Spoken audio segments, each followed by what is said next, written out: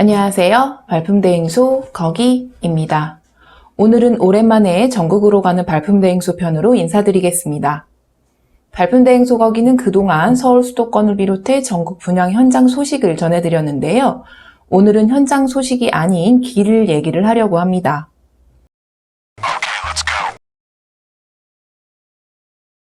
우리가 여기저기 현장을 찾아가 소식을 전하기 위해서는 길을 따라갑니다.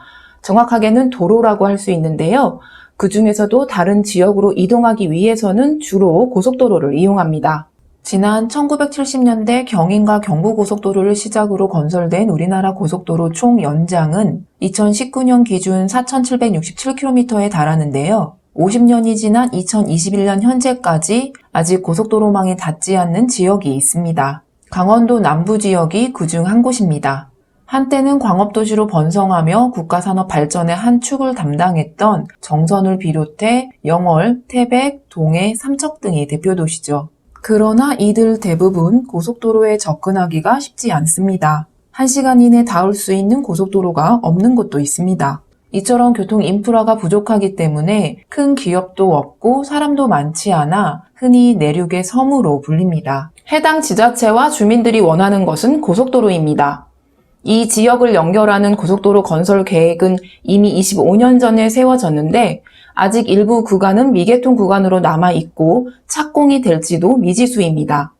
동서 6축으로 불리는 평택 삼척간 고속도로가 바로 그것입니다. 평택 삼척간 고속도로는 서해안인 경기도 평택과 동해안인 강원도 삼척을 동서로 연결하는 250km 길이의 고속도로입니다. 평택 삼척간 고속도로는 지난 1997년 착공해 2008년 서평택에서 음성 57.9km, 2013년 음성에서 충주 45.4km, 2015년 충주에서 제천 23.9km 구간 등 총 127.2km가 순차적으로 개통됐습니다. 이후 나머지 123.2km에 이르는 제천 삼척 구간은 그동안 경제성 등을 이유로 착공도 하지 못한 채 답보 상태에 머물러 왔었죠. 이러한 가운데 지난해 8월 제천 영월 간 30.8km 구간이 기획재정부 예비 타당성 조사를 통과했습니다. 이는 2015년 이후 6번째 도전 만에 얻은 성과인데요. 교통 전문가들은 경제성은 다소 떨어지지만 지역 균형 발전 차원에서 필요하다는 점이 높은 점수를 받은 것으로 분석하고 있습니다.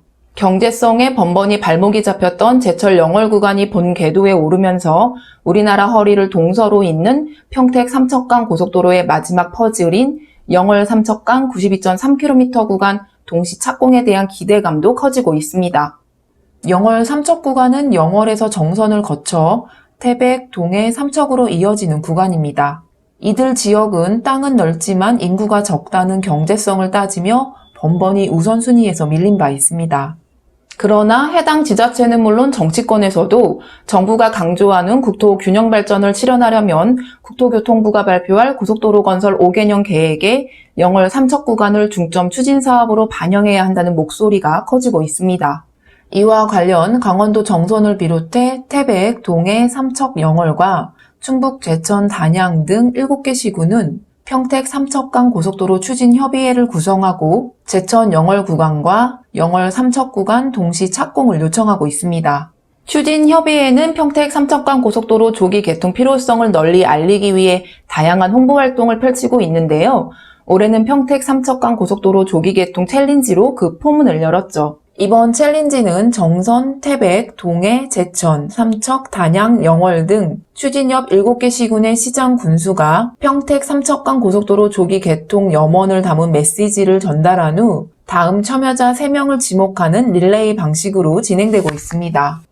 올해 추진협의회 회장을 맡고 있는 최승준 정성 군수는 최근 언론 인터뷰를 통해 잔여 구간인 제천 삼척 구간이 개통되면 충북 강원 남부 내륙과 동해안을 잇는 산악 해양 관광 벨트가 형성돼 이 일대의 관광이 활성화될 것이라고 밝힌 바 있습니다.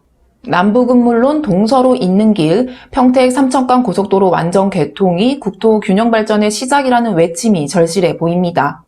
국토 균형 발전은 거리와 시간, 비용으로 따질 수 없는 가치를 지니고 있기 때문입니다. 지금까지 평택 삼척간 고속도로가 무엇인지 그리고 추진협의회가 어떤 노력을 하고 있는지 살펴봤습니다. 다음 시간에는 평택 삼척간 고속도로 미개통 구간을 좀 더 자세하게 살펴보면서 완전 개통이 필요한 이유를 알아보도록 하겠습니다. 그럼 이상으로 발품대행소 거기가 준비한 전국으로 가는 발품대행소 평택 삼척간 고속도로 소개편을 마치겠습니다. 언제나 큰 힘이 되는 무료 구독과 좋아요 부탁드립니다. 코로나 바이러스가 다시 기승을 부리고 있는데요. 항상 건강 유의하세요. 감사합니다.